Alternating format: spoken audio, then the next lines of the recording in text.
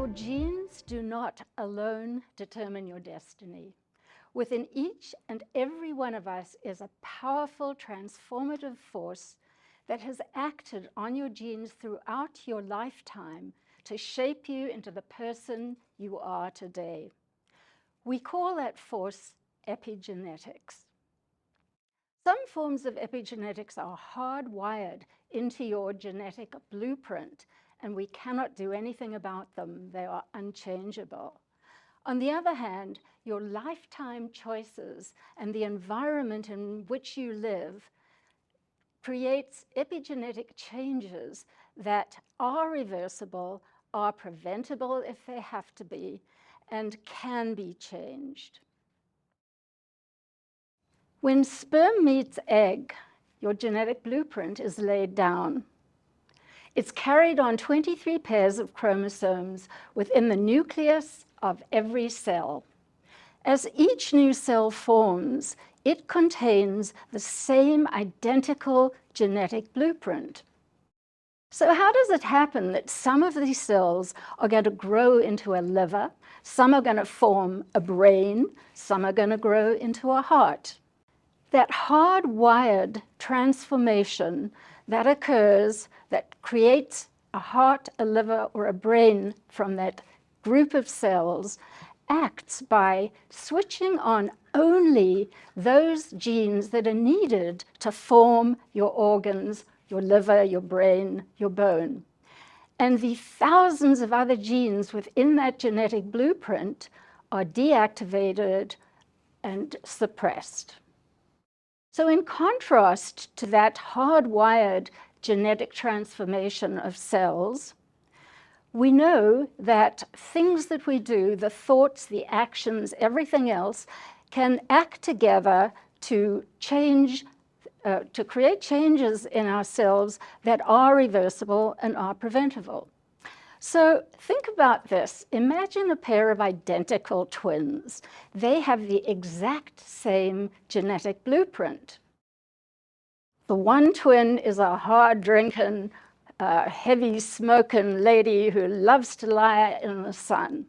The second twin leads a healthy life. She eats well, she doesn't drink or smoke, and she manages to shade her skin from the sun. Imagine as they grow older, one twin will be wrinkly, maybe have sunspots, a kind of leathery look to her skin. The other twin will look youthful and beautiful. So you ask, how could these twins who have the absolutely identical genetic makeup age so differently? Well, let's think again about our liver. So we know that the hardwired force of epigenetics will create the power that turns all of these cells into a liver. However, the way we live during our lifetime can influence whether, as we age, that liver remains healthy or develops alcoholic liver disease and cirrhosis. The 2003 mapping of the human genome taught us something very interesting. We learned that only 2% of our genetic makeup, of our DNA, actually codes for the genes that build our bodies. The other 98% of that DNA actually codes for the powerful epigenetic force, it's called the epigene, that regulates and switches on and off the genes that make our body. So 2% are genetic, are gene codes, and 98% are the regulators. In spite of over 3 decades of work, medical practice as a doubly qualified specialist in pediatrics and medical biochemistry, it wasn't until I had a catastrophic spinal injury that I began to understand and appreciate the powerful force of epigenetics that each one of us has within ourselves. And that power of epigenetics is the reason that I stand before you today. At 55, I was on top of the world.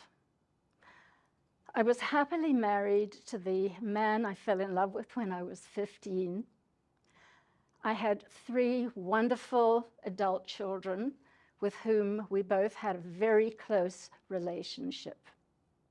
At work, I was at the top of my professional career. As a professor, a teacher, a scientist, and a department head, I traveled the world speaking at international conferences. I had a wonderful staff, and I had a close relationship with the colleagues and friends that I worked with. A mere 10 years later, my life had pivoted 180 degrees. I lost my soulmate to cancer. I took retirement from the medical career that I had loved for so long. And I completely lost my sense of identity, who I was, and what my purpose in life had been. I had to do something about it. So what did I do? I took up ballroom dancing, and I became absolutely passionate about ballroom dance cruising. Once again, I was traveling the world internationally, but I was doing it on a dance cruise ship. Through my lifestyle website, I began to develop an international presence as a global writer. I was a food and wine critic.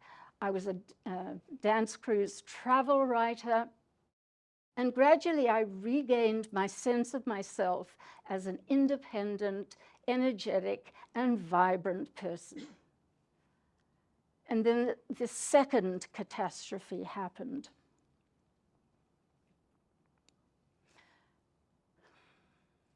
It was 3 o'clock on an icy November morning when I was shocked awake by a bolt of lightning pain shooting down my leg. The pain was incredible. On a scale of 1 to 10, it was over 100. I couldn't move without lightning bolts of pain shooting down, shooting down, shooting down. It was excruciating. That lightning bolt of pain initiated the start of 4 months of absolute hell. The ongoing, endless pain was unimaginable. I couldn't move. I was depressed. I was unhappy. I lay on my couch in the sitting room, binging on mindless TV, reading endless novels, and eating huge amounts of junk food. I felt like the Pillsbury Doughboy as I put 40 pounds of extra weight onto my petite frame. I thought it would never end. I thought I would never walk again pain-free. My dreams of ballroom dance cruising sailed away into the horizon. After 4 months, my appointment with a neurologist finally came up. After a couple of minutes of assessment, the doctor turned to me and he said, "Dr. Lockitch, you need emergency spinal surgery. If you do not have immediate surgery, the spinal cords that you have that are being compressed will continue to be damaged and you may end up permanently paralyzed." The next day, I was admitted to hospital for a 7-hour operation in which they implanted titanium rods and a cage into my spine. I woke up the next morning pain-free, and I took a few shuffling steps around the ward. 3 days after this major back surgery, they sent me home to recover. As I took my first steps along the seawall to start my rehabilitation, I said to myself, I have a major goal in my life. I was booked to go on a ballroom dance cruise at the end of December. I had 10 months to get dance ready, and I was resolute I was going to do it. It was that pivotal belief of that will do that basically set me on my journey of rehabilitation to find the roadmap that I needed to design to be healthy and get back on that dance cruise. 10 months to the day after I had had that major back surgery, I stepped onto the ballroom floor of the dance cruise that was sailing from Tahiti to Honolulu, and I was happy. The bionic dancing dock was born. One of the things that I learned about, first of all, was, and I think this is really important for all of you to know, that degenerative disease of the spine, through osteoporosis and also things that compress the spinal cord nerve, every one of us by the age of over 50 is showing some signs of degenerative disease. However, although many people do not necessarily have any symptoms, we know that 80% of people are going to have low back pain at some time in their lives. And the most common cause of spinal surgery is what I had, which is spinal stenosis and sciatic pain as a result of that. I knew that it wasn't just enough to get back on the dance floor.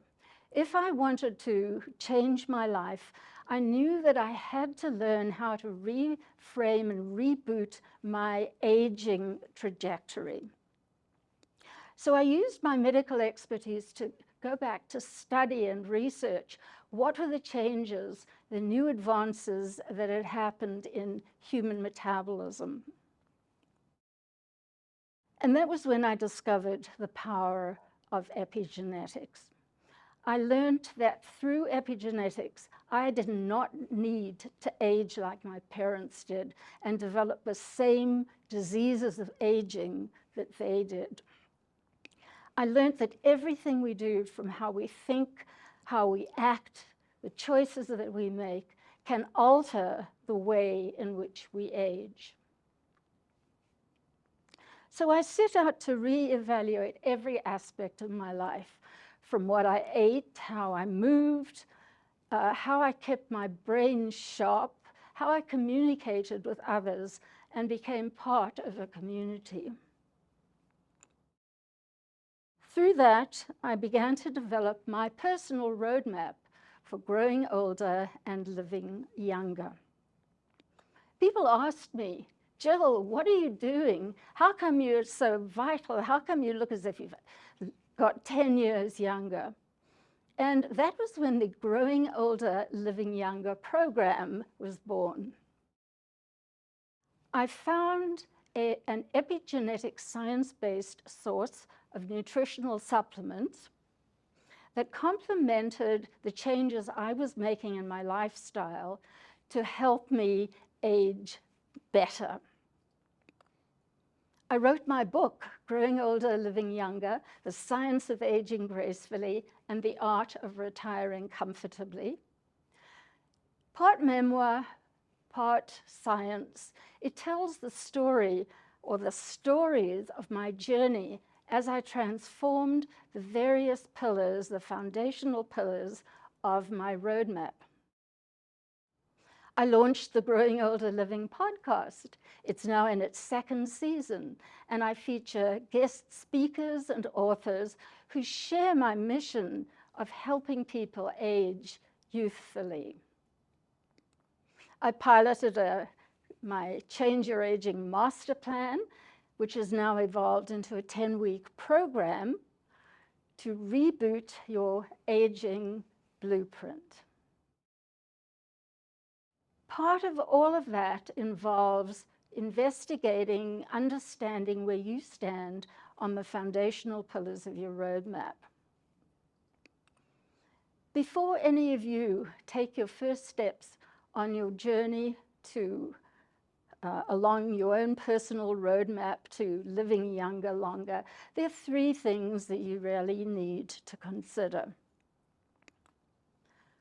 What is your destination? What is the time frame with which you want to reach it? And what is the starting point? Where are you starting from? What are the things that worry you about growing older? What do you want to prevent? What do you want to manage? And what do you want to reverse? And are you thinking in terms of 6 months, a year, or another time frame? Once you've answered these questions for each of the foundational pillars of the roadmap, you are ready to design your own epigenetic SMART goals for living younger, longer. Specific, meaningful, achievable, relevant, and time sensitive. And while you're doing this, above all, remember all the time, we all have a power within ourselves to change our aging to live younger, longer. It's called epigenetics. Thank you.